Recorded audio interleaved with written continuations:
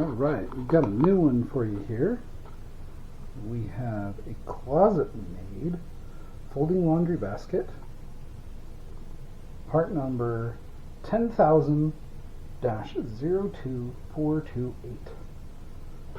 So let's take a look at it, see how that looks and works out for us.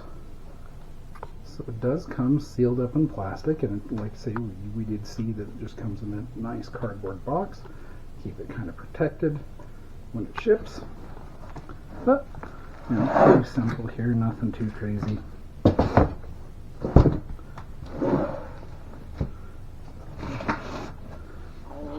Just covered in plastic to keep it from getting dirty.